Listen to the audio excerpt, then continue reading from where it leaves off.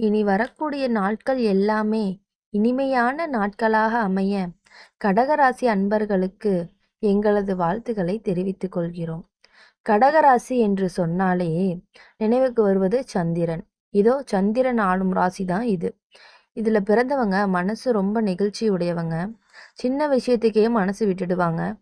ஆனா அதே நேரத்துல பாசத்துல மூழ்கியும் இருப்பாங்க.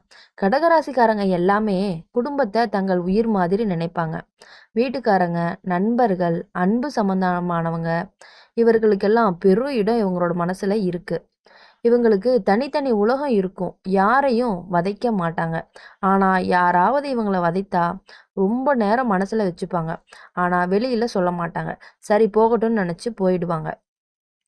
உணர்ச்சி பூர்வம், பாசம், நம்பிக்கை, அனுதாபம். ஆனா அதே சமயத்துல ரொம்ப சென்சிட்டிவாவும் இருப்பாங்க. யாராவது எதிரா பேசினா உடனே மனசு கலங்கிடும்.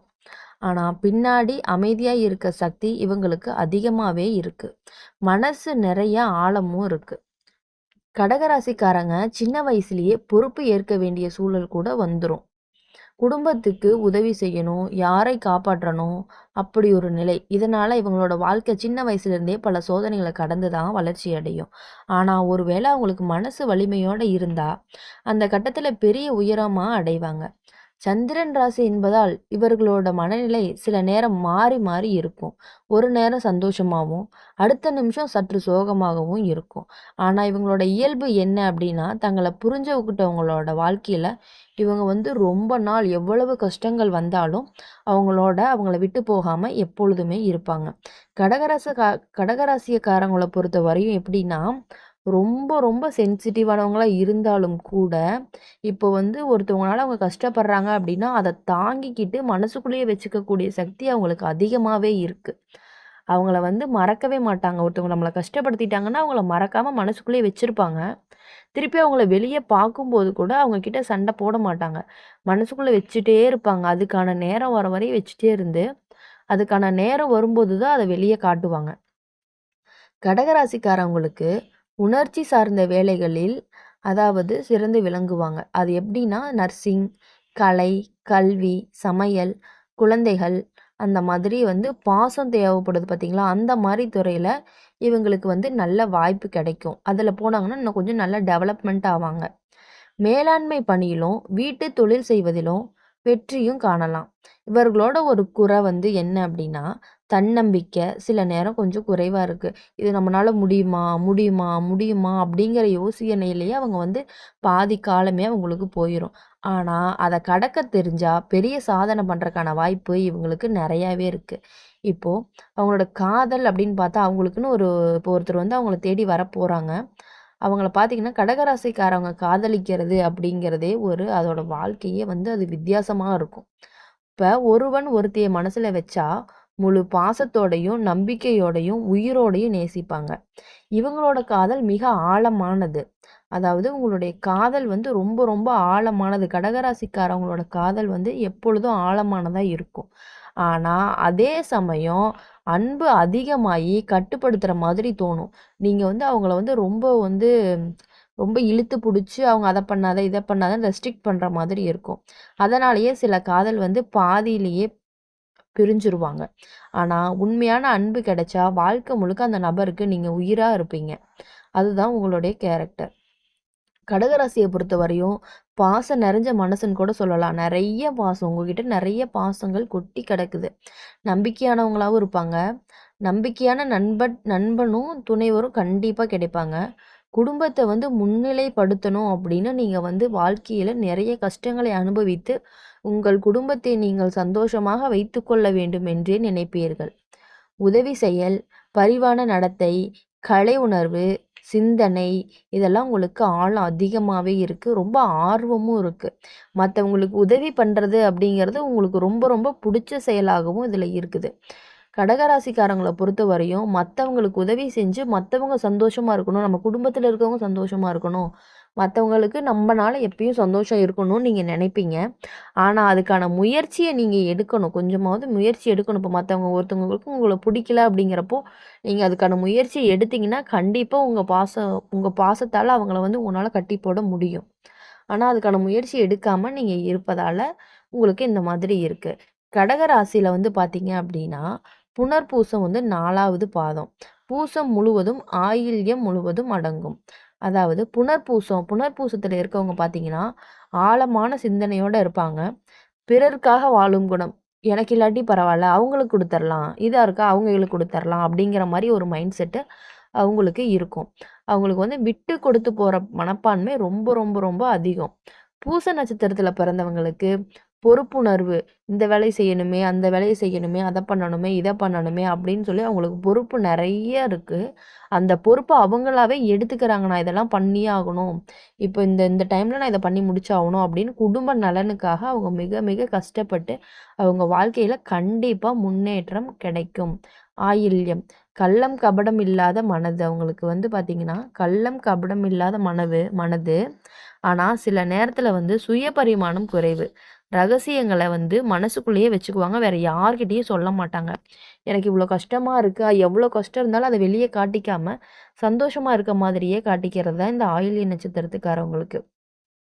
30 வயசுக்கு மேலே கடகராசிக்காரங்களுக்கு வாழ்க்கையே சிறப்பாக இருக்க போகுது.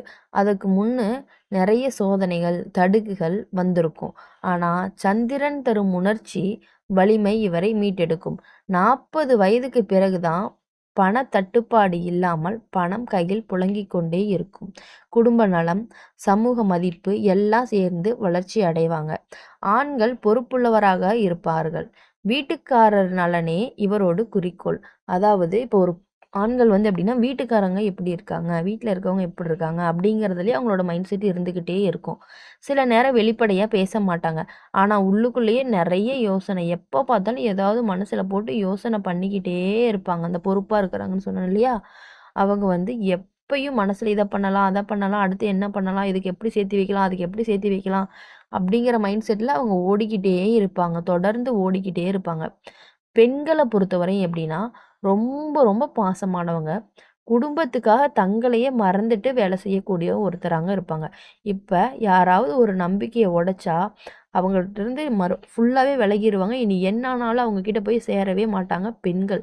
கடகராசிக்கார பெண்கள் வந்து ஒருத்தவங்க வந்து நம்மளை கஷ்டப்படுத்தி நம்மளை உடைச்சி நமக்கு துரோகமோ நமக்கு ஏதோ ஒன்று பண்ணிட்டாங்க அப்படின்னா அவங்கக்கிட்டேருந்து முழுசாக விலகிடுவாங்க. திரும்ப அவங்க சைடே அவங்க போகவே மாட்டாங்க.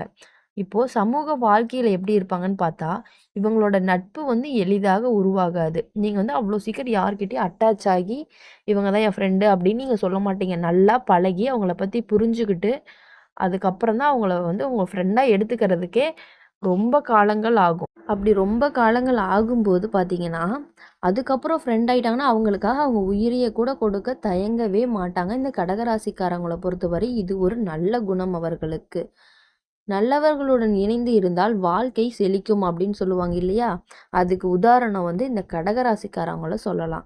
அவங்க வந்து எங்கேயாவது இப்போ ஒரு ஒரு பக்கம் வெளியே போகிறாங்க அப்படிங்கும்போது அவங்களுக்கு அதிர்ஷ்ட நிறம் அப்படின்னு பார்த்தோம்னா வெள்ளை, நீலம், மஞ்சள்.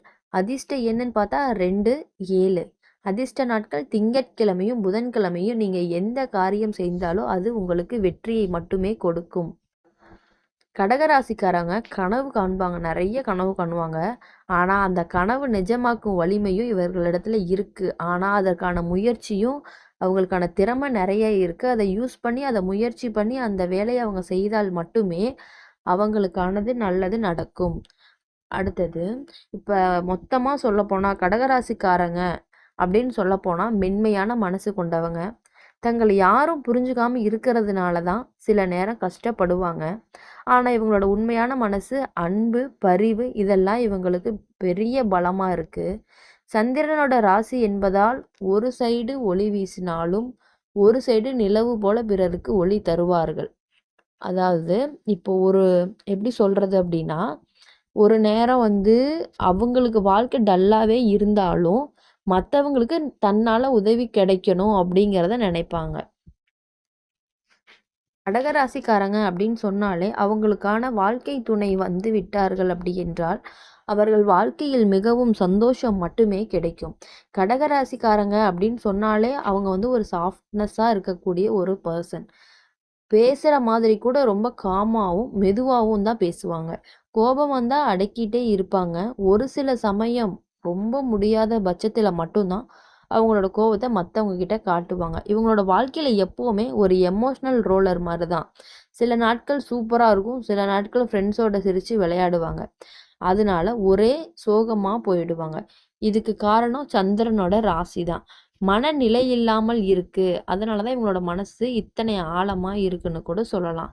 கடகராசிக்காரர்கள் வீட்டில் நிம்மதி இருந்தால் போதும்னு நினைப்பாங்க. வீட்டில் இருக்க எல்லாரும் சந்தோஷமாக இருக்கணும்னு நினைக்கக்கூடிய மிக மிக நல்ல குணம் கொண்டவர்கள் தான் இந்த கடகராசிக்காரர்கள்.